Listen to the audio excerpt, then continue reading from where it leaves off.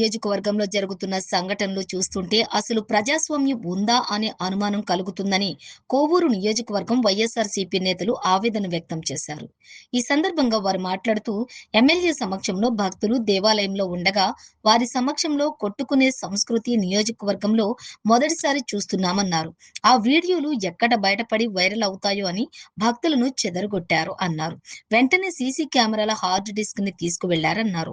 ఈ విషయంపై నిర్వాహకులు పోలీస్ స్టేషన్లో ఫిర్యాదు చేయడానికి వెళితే ఇష్టం వచ్చినట్లు మాట్లాడారన్నారు.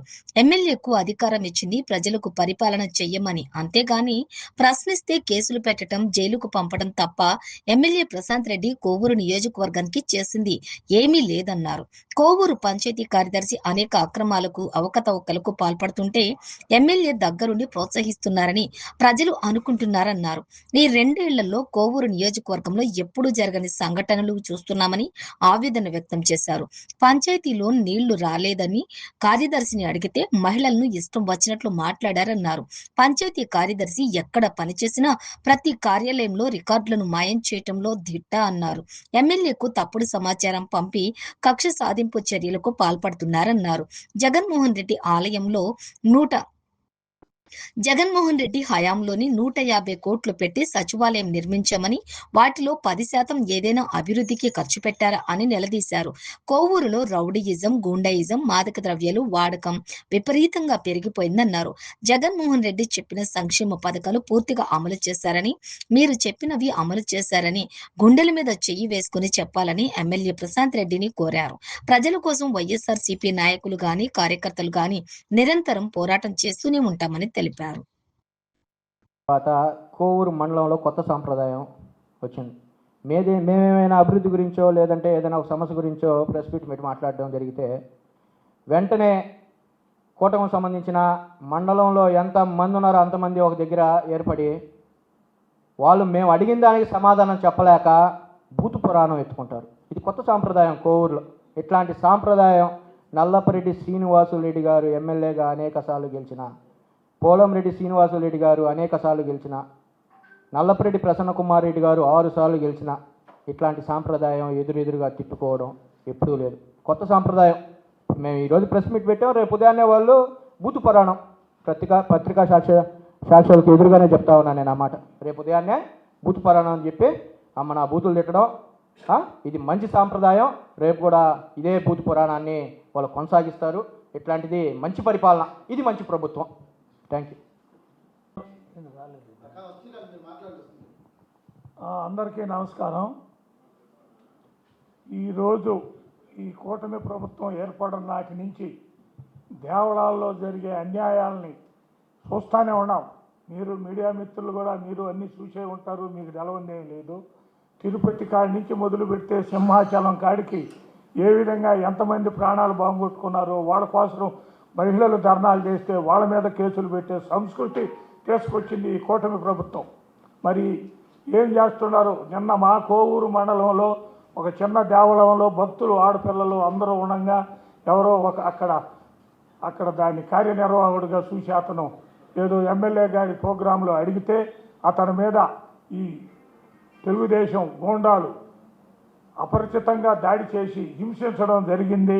అక్కడ ఉన్న సీసీ ఫుటేజీలు కూడా తీసుకెళ్లడం జరిగింది. మరి కోవూరు పోలీసు వారు ఏం చేస్తున్నారో కానీ మాకైతే అందుబాటడం వల్ల మేము ఏదన్నా ఒక మాట మాట్లాడితే ముట్టుకు మాకు నోటీస్ ఇచ్చేదైతే నేర్చుకొని ఉన్నారు.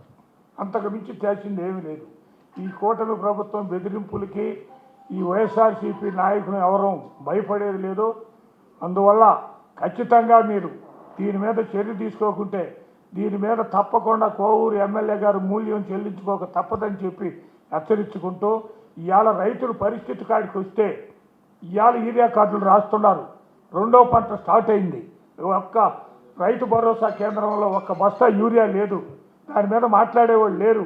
నిన్న ఐఏబీ సమావేశంలో మీ కూటమి ప్రభుత్వం మంత్రులే ఇసుగిచ్చుకొని ఒకరికొకరు దూషించుకొని పక్కకు పోయిన ఘటన కూడా చూసాము. నిన్న కాక మొన్న జరిగిన ఐఏబీ మీటింగ్లో కేవలం సీనియర్ మంత్రి రామనారాయణ రెడ్డి అలిగి పక్కకు పోయిన దాఖలాలు ఉన్నాయి.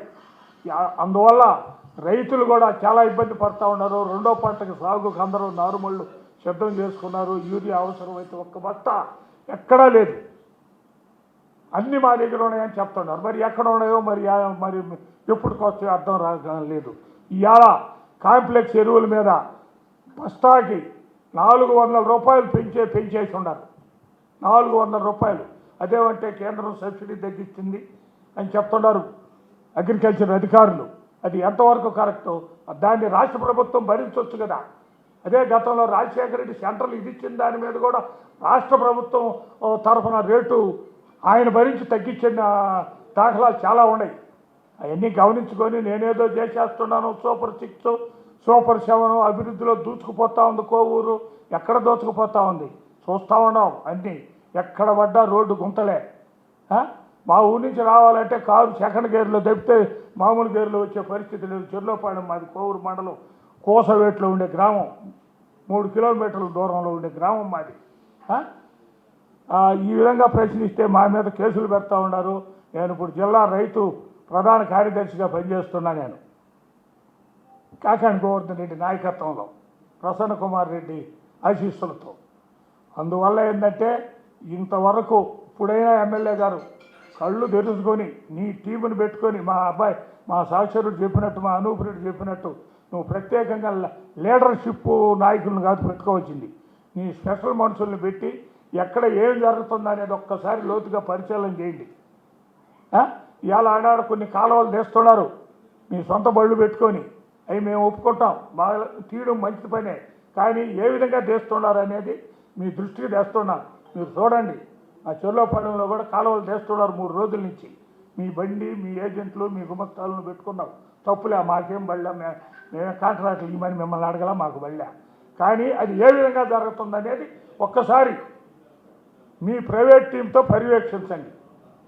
అక్కడ ఉండే లీడర్ ఏం చేయిస్తున్నాడో, ఎంత చేస్తున్నాడో, ఎన్ని గంటలు రాసుకుంటున్నారు అనేది మీరు ఒక్కరవ పరిశీలించమని చెప్పి ప్రశాంత్ రెడ్డి గారిని కోరుకుంటూ సెలవు తీసుకుంటున్నారు.